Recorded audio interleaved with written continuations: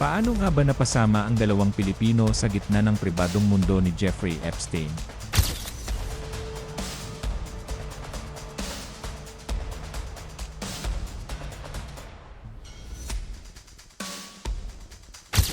Ito ang tanong na bumabalot ngayon sa pangalan nina Jojo at John Lynn Fontanilla, ang dating kasambahay ng financier na matagal nang naging sentro ng kontrobersya sa buong mundo.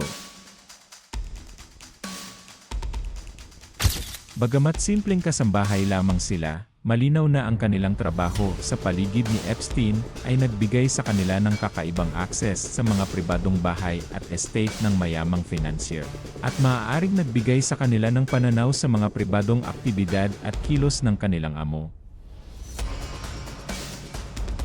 Ayon sa mga larawan at social media posts, sina Jojo at John Lynn ay nakuhanan kasama si Epstein at ilang prominenteng personalidad sa politika at showbiz.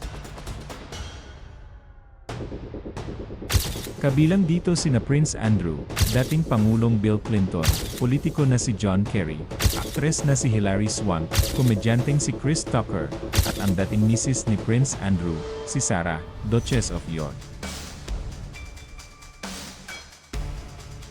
Isa sa mga litrato na naging viral ay ang kuha ng mga Fontanilla sa likod ng taxidermied tiger sa isang townhouse sa Upper East Side. Ayon sa Fontanillas, dahil sa kanilang trabaho, palagi silang nakakasalamuha ng mga kilalang tao sa mga pribadong pagtitipon sa bahay at estate ni Epstein.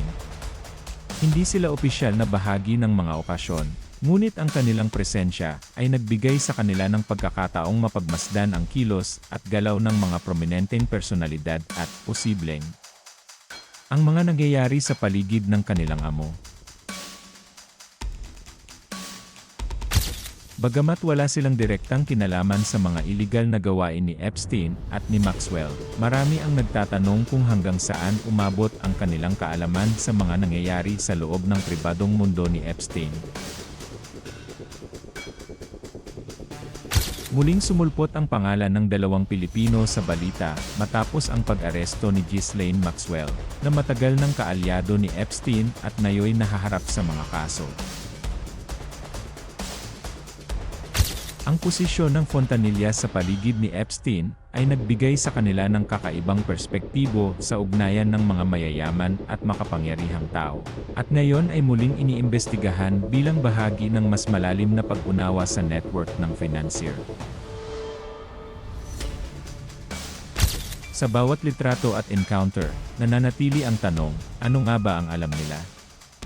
At gaano kalalim ang kanilang nasaksihan sa pribadong mundo ni Jeffrey Epstein?